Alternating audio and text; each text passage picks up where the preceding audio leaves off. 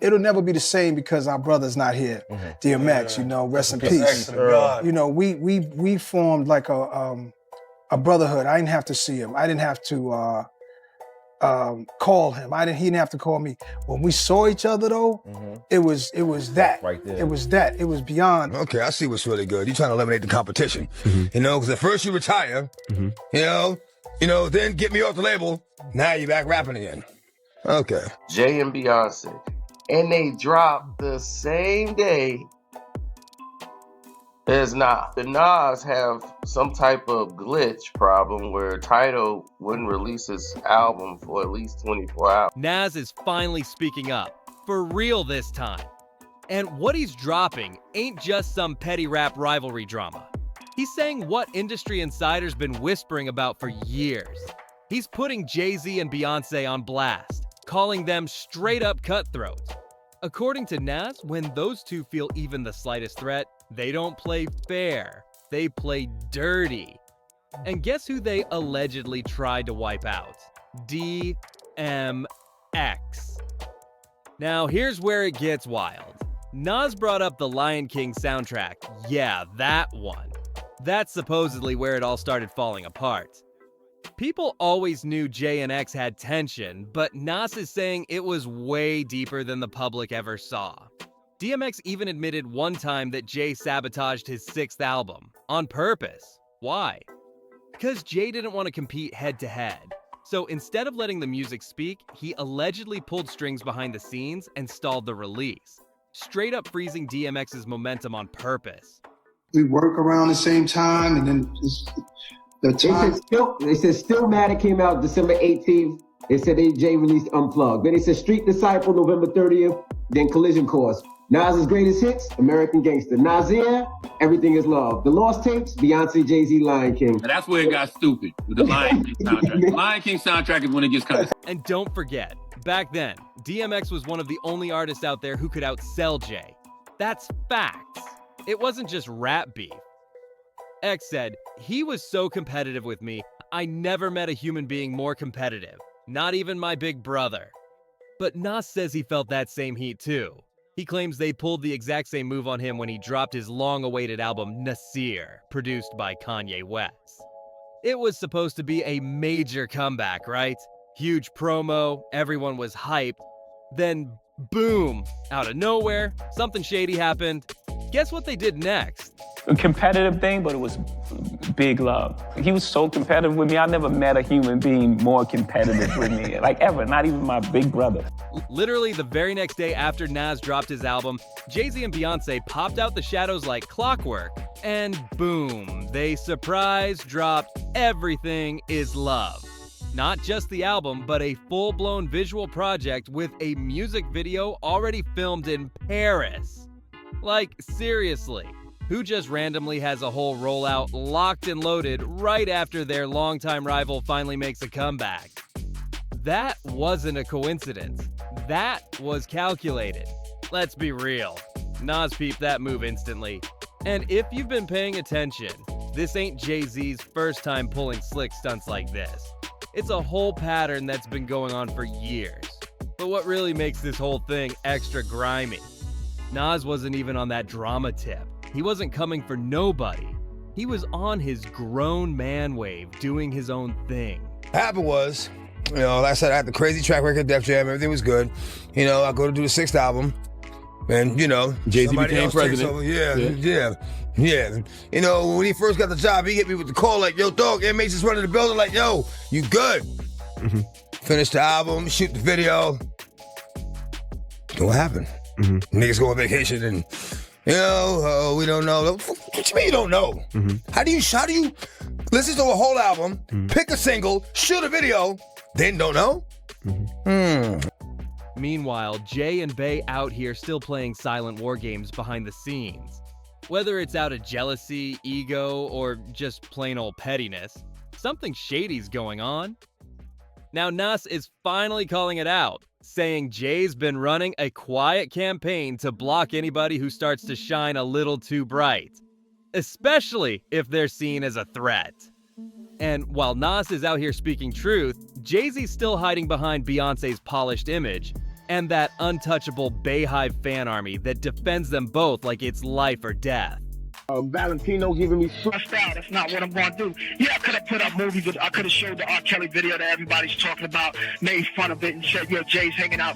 When Jay and I was in there doing Best of Both Worlds, you can't tell me Jay didn't see a 14-year-old girl come in the studio and sit on R. Kelly's lap. No. You can't tell me, you don't sit here and tell me that working on that album that he ain't never seen no 14-year-old. But let's bring it back to DMX, because his name's been buzzing again, and fans are digging up the old receipts. See, X was one of the only rappers who had the guts to check Jay face to face, while most stayed silent, scared to even whisper Jay or Bay's names in a bad light. But here's where it gets really shady. After DMX passed away in April 2021, Jay suddenly popped up on LeBron's show, acting like it was all love between them. He tried to rewrite the whole story, making it sound like they just had a friendly rivalry. It was really good. You're trying to eliminate the competition, you know, because at first you retire, you know, then get me off the label. Now you're back rapping again. Okay. It's all good. It's all good. He said DMX was just too competitive, like it was all playful tension or something. But according to DMX himself, that's not even close to the truth. Jay was the one who started all that competitive mess. Back in 2004, Jay-Z stepped into real power when he took over as president of Def Jam right after Lyor Cohen dipped. And from that moment on, things started shifting behind closed doors. Fast. Let's not forget who carried Def Jam before that. From 98 to 2003, DMX was dropping back-to-back #1 albums. 5 in a row, no skips, no flops. He was Def Jam. While others were still finding their sound, X had already locked down the whole industry. But once Jay got that executive title, X said the vibe switched up quick. Suddenly the support wasn't there. Moves got blocked and the energy turned cold. DMX wasn't just imagining it. He felt that pressure for real. And now Nas is echoing the same exact story. Something behind those boardroom doors wasn't clean. I don't think one man could destroy another man's life. It's ultimately in your own decisions. You know, I had a lot of issues. Like I said, legal issues at the time. And, you know, my mind wasn't where I'm at now today. Like I used to have questions like why every time my album dropped, Jay would drop right on top of me. He wouldn't let me breathe or right before me. Like I was always close, and I never understood that every single album that I dropped, Jay dropped right on top of me. And it was like, damn, like that in-house competition at that magnitude was crazy. Jay already the boss, but I always thought that, like, let me breathe. All of a sudden, the rollout for DMX's 6th album, Year of the Dog, again started falling apart like everything was crumbling. And guess what was happening at that exact same time? Jay-Z had just decided he was done with retirement and was sliding back into the rap game. Real slick. DMX wasn't quiet about it either. He said it straight. Jay didn't want to face any real competition, especially not from X, who still had enough fire to outsell him on any given day. That's when it all hit DMX. He saw the game for what it was. Jay wasn't moving out of confidence. It was insecurity, using his position to quietly push down anybody that could take his shine. That right there, that was the final straw. X had enough of the games and walked away from Def Jam altogether. But here's the twist. This ain't just about DMX, it's just one chapter in a bigger playbook. Jay's been accused of using his industry clout to block anybody who looked like they were rising too fast. And guess who else saw it firsthand? Beanie Sigel. Beanie opened up recently, saying Jay had this little habit of dropping his own albums right when Beanie had something ready to go. Not by accident, on purpose. Every single time Beanie was building up buzz, Jay would swoop in with a surprise drop just to keep the spotlight from shifting. And that pattern, it didn't stop there. Who remembers that messy moment with Cameron on 106 and Park? That wasn't just TV drama. It was part of a bigger behind-the-scenes power struggle Jay was silently running for years. Cameron had an interview lined up. He was ready to promote his own music, tell his story, do his thing. Z and Cameron, 106 in Park. What was going through your mind in that interview? Nobody told me he was coming. Pause. So when I'm sitting there thinking I'm getting my moment on 106 in Park, talking about my shit and how my shit is doing well, and he comes out the back, and I'm like, it's like, what's going on? So I'm sitting there just trying to be as cool as I can, because, you know, this is my time to be on 106 in Park and talk about my shit. But like you said, I don't even remember what you said, but obviously it turned into his album. So we heard you're working on another album. Can you tell us about it? What's going on? Blueprint 2, The Gift and the Curse. Oh, on my time, and like I said, I didn't know he was there. If I knew he was there, then, you know, we would have vibed it out, but it was more like a surprise. That's kind of probably what my face was. It wasn't more of disgust, it was more of a, what's going on? But out of nowhere, Jay-Z pulled up unannounced and hijacked the whole show. The cameras were rolling, the crowd was lit, and just like that, it was all about Jay. That wasn't some random surprise. That was a chess move. Jay knew exactly what he was doing. See, he never wanted anybody, not from his own camp and definitely not outsiders, getting too close to his throne. But instead of going bar for bar or battling it out fair on the mic, Jay chose the slick route. Quiet behind-the-scenes power moves, shadow tactics, blocking folks before they could even build momentum. And Nas, man, he's been dealing with this for years. Jay-Z's shady timing has been following him like a ghost. Back in December 2001, Nas dropped Stillmatic, a massive comeback album. Then, just 1 week later, Jay pops up with his MTV Unplugged performance, whole shift in attention. Then, in 2004, Nas dropped Street's Disciple. Guess what Jay did? He linked up with Linkin Park and released Collision Course. My belief is that anybody who's worked with him and been in his cypher has seen it go down. Brother needs help, and I pray for him. But if I sit there and put an album about women with him, I'm definitely maybe indulgent. He had to be indulgent some fortune. Another perfectly timed drop that pulled the buzz right out of Nas' hands. It keeps going too. 2007, Nas releases his greatest hits project. And boom, Jay swoops in days later with American Gangster. Once, that could be random. But 3, 4, 5 times, nah, this ain't luck, this is strategy. And let's not forget the 2018 saga. Nas finally dropped that long-hyped Kanye-produced album, Nasir. Fans had been waiting on it for years. But before the hype could even breathe, guess who came flying in once again? Jay-Z and Beyoncé didn't just drop an album within 24 hours of Nasir, they went all out. We're talking full-blown visual project, cinematic-level quality, shot inside the actual Louvre Museum in Paris. Like, come on, who casually pulls that off overnight? That's not just timing, that's a strategic power play. And guess what? The games didn't stop there. When Nas dropped the Lost Tapes 2, hoping to finally get his flowers without interference, what happened right after? Look, when Jay signed his contract, the big one was with Beyonce. Mm-hmm. When he signed that contract, the marriage contract, he got trophies. Now those fucking trophies, trophies came rolling in, buddy. He started getting Grammys left and right, man. I mean, look, if you look at his career, You're gonna let him say that? Jay was getting Grammys. He had one. Exactly. He had one. And he ain't show up. He had like 20 now. Oh, Lord. He had like 18 since he been down. Look, he had one, bro. Hard Knock Life. You're not wrong. At the same time, he got them shits. He started drinking. His pictures with him like fucking things the cup.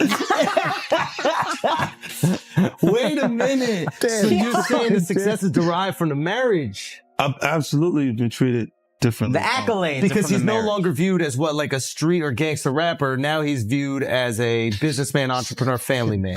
And the biggest ones because of the position Beyonce's. Oh, wow. So that's the deal he signed, huh? Yeah, that's the deal. Like, the other ones didn't count as much as that one did. Boom. The Lion King. The Gift dropped on streaming. Another huge Beyonce plus Jay project. Same pattern, same disruption. At this point, even trying to call it coincidence is just wild. And Nas, he sees it crystal clear now. But here's where things go even deeper.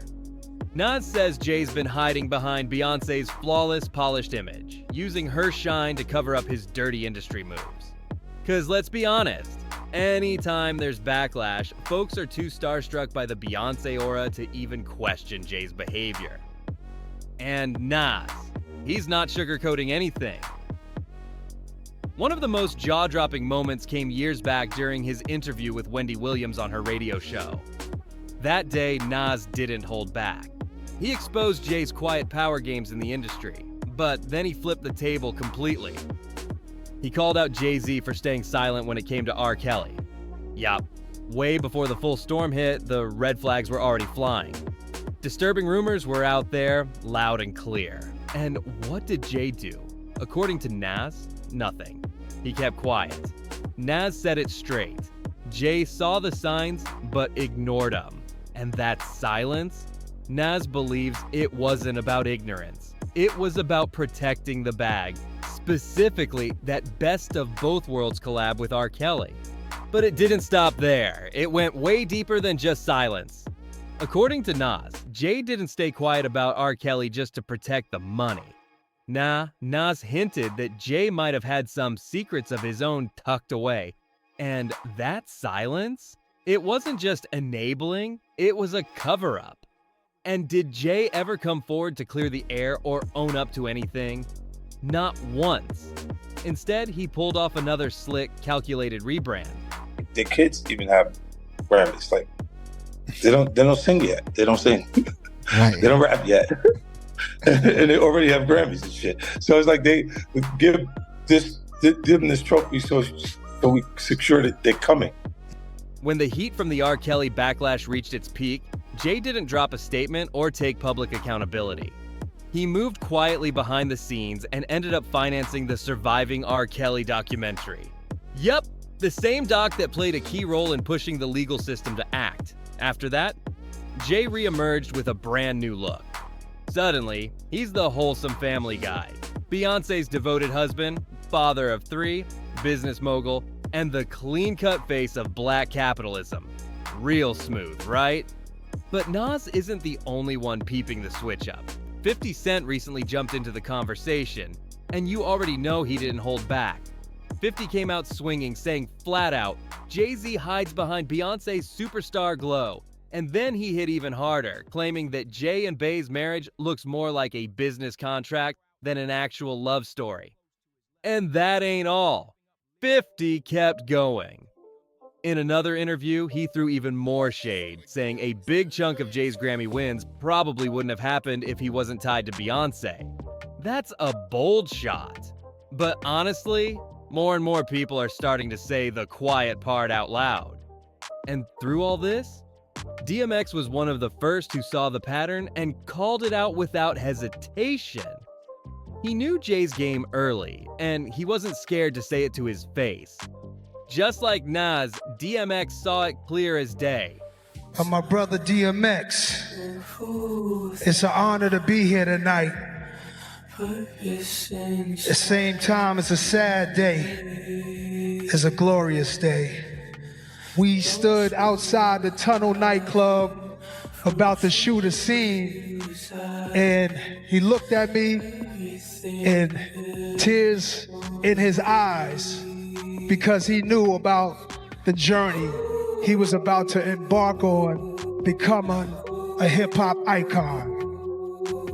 I want to say my condolences to my brother DMX family, to all his beautiful kids, to Yonkers, to Rough Riders, Swiss Beats, D, Y, Eve, Locks, the whole family, Drag On, everybody. I said my piece, love. Jay-Z wasn't using his power at Def Jam to lift others up. He was using it to quietly push down anyone who might challenge his spot. X was never one to play by the industry's rules. And Nas, same thing. Neither of them was gonna bow down or kiss the ring just because Jay had powerful friends and corporate pull. That's why there was real respect between Nas and DMX. Real recognizes real. They both stood tall on their own 10 toes. No puppet strings, no fakery. While most artists stayed quiet, scared of burning bridges or getting blacklisted, Nas and X spoke up. Even if it meant getting frozen out or losing opportunities, they still said what needed to be said.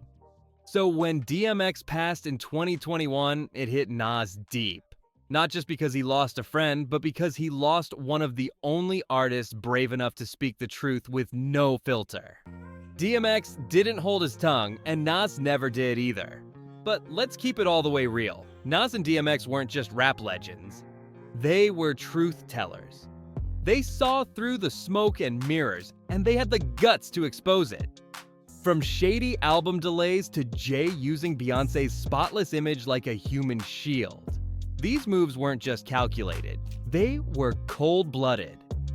Now here's the million-dollar question. How much of this are fans actually noticing?